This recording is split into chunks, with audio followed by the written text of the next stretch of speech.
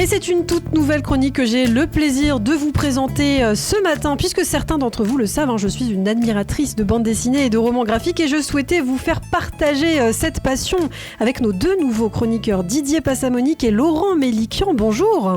Bonjour. Merci de nous accueillir. Eh bien, avec grand plaisir, j'avais hâte de vous connaître et de vous rencontrer. Est-ce que vous pouvez d'abord, justement, en quelques mots, vous présenter ?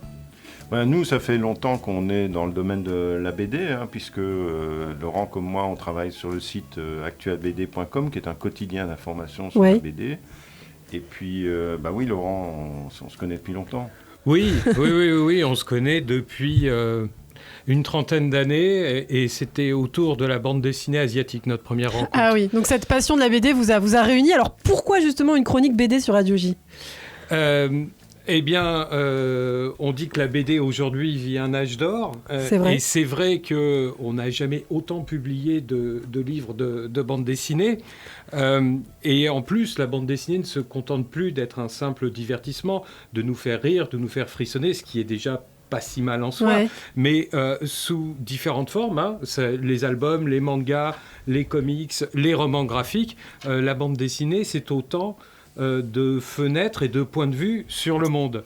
Et puis en plus, aucun autre moyen d'expression, probablement, n'a été autant marqué par des auteurs de culture juive, que ce soit en Europe, les René Goscinny, les Gottlieb, les Wolinski, aux États-Unis, les créateurs de super-héros, ou même aujourd'hui des auteurs contemporains en Israël, comme Rutu Modan. Ouais. Donc, nous sommes très heureux de pouvoir venir ici tous les jours vous en parler. Bah oui. C'est une chance. Parce qu'il y en a pour tous les jours. Voilà. Il y a tellement de livres qui sortent qu'effectivement, il y a de quoi faire. Alors ce matin, pour cette première, Didier et Laurent, on va s'intéresser à une bande dessinée qui parle de résistance. Justement, Didier, vous avez rencontré Madeleine Riffaut. C'est une résistante qui a participé à la libération de Paris et qui vient donc de faire une BD ces derniers jours à 97 ans. Voilà, c'est un phénomène. Donc, elle vit toujours. Elle a une verve incroyable. C'est une poétesse, une journaliste qui a couvert les plus grands conflits du monde. Et surtout, c'est un témoin. C'est un témoin, c'est une grande résistante. Et c'était important qu'elle apporte sa voix. D'ailleurs, c'est Aubrac qui étonné qu'elle ne parle pas, qui lui a dit mais arrête de déconner, il faut que tu parles parce que sinon c'est les négationnistes qui vont avoir raison. C'est ceux qui refont l'histoire qui vont avoir raison. Donc elle s'est remise à parler. Et là, elle a rencontré Jean-David Morvan et surtout le formidable dessinateur Dominique Bertaille. Et ça donne une BD absolument formidable. Formidable parce que le dessin est magnifique. Ouais. On vous en montrera quelques pages. Mais aussi, surtout, parce que le texte a la qualité de la poésie. Et par exemple, voilà un petit bout de poème qu'elle a écrit en 1943. Elle dit demain, elle parle des combats de la résistance, l'attente et les mots durs. Demain, le combat, le soleil et le sang. Après-demain, nos regards triomphants. Et donc, elle a cette force, cette énergie qui est le propre de la résistance. Et ça donne un livre qui est magnifique et qui est un des événements de la rentrée. Alors, vous l'avez justement rencontrée, Madeleine Riffaut, qui est très au fait de l'actualité. Vous avez dit, elle n'a pas la langue dans sa poche. Et elle a réagi récemment à la polémique des antivax.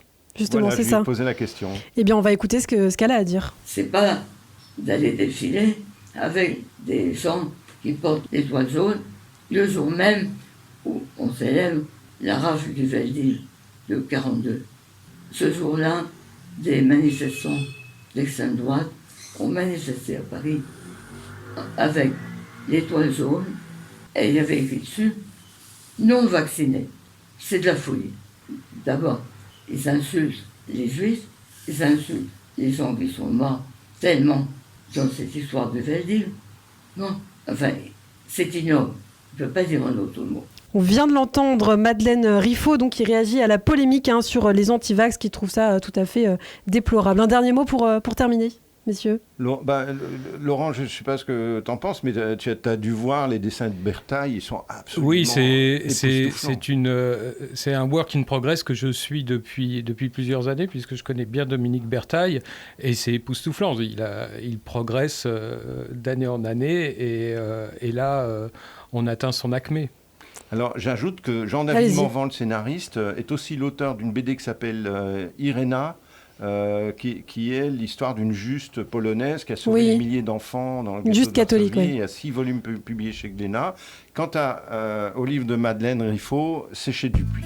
Merci beaucoup Didier Passamonique et Laurent Mélikian. On vous retrouve donc dès demain sur Radio J. Merci, à demain. À demain.